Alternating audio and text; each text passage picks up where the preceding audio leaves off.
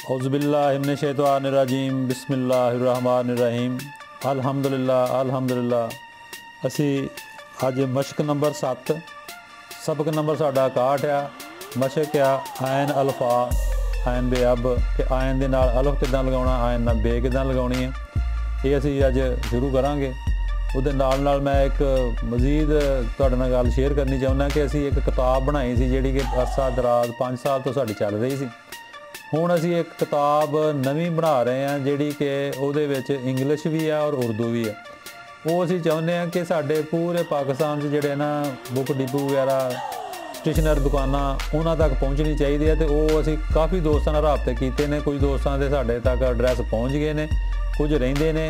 मजीद ਜਿਹੜੇ लोग वीडियो साड़ी देख रहे हैं उस तो कोई फायदा लै रहे हैं, उन्होंने इलाके दे विच अगर कोई अच्छा बुक डिपो स्टेशनर जिहदा आर्ट के मुतलका समान वगैरह होवे वो साडे नाल राबता करके सानू अपना दुकान का नाम एड्रैस फोन नंबर भेजे, असी उस किताब दे विच लगा दईए ताकि वो किताब उत्थों मुहैया होवे, उन्होंने मिल सके और साड़ी कोशिश होएगी असी उन्हां तक किताब जिहड़ी ना पहुँचावांगे इंशाअल्लाह। बिस्मिल्लाहिर्रहमानिर्रहीम। साडी मशक है मशक नंबर 7 सबक नंबर 63 आयन दे नाल रे किदां लगाउणी है।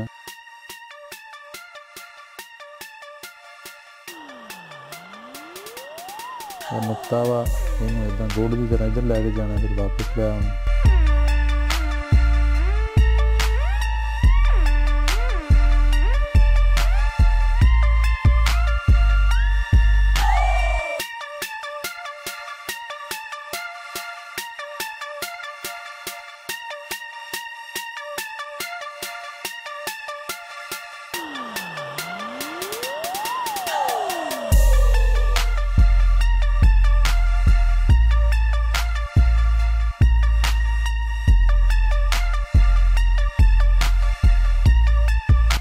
मैं एक लाइन ही लिखनी होंगी ताकि तुसी कोशिश करो कि उन्होंने मशक ज़्यादा करो।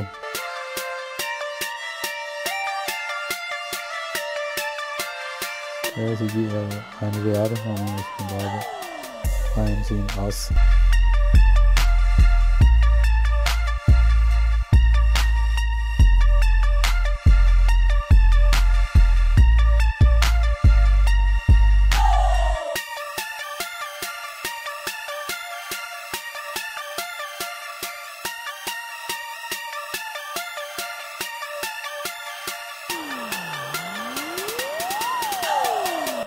यह चीज़ें जिहड़ियां अगर कलम पूरी लगी है कोने ने बनने, यह दंदान भी जिहड़े कोने ने बनने ने, यह भी कोने ने इत्थे तक कोने ने ले जाना वा। उस तो बाद फिर जिहड़ा इत्थे कलम पूरी लगेगी फिर जिहड़ा दायरा बनाउणा।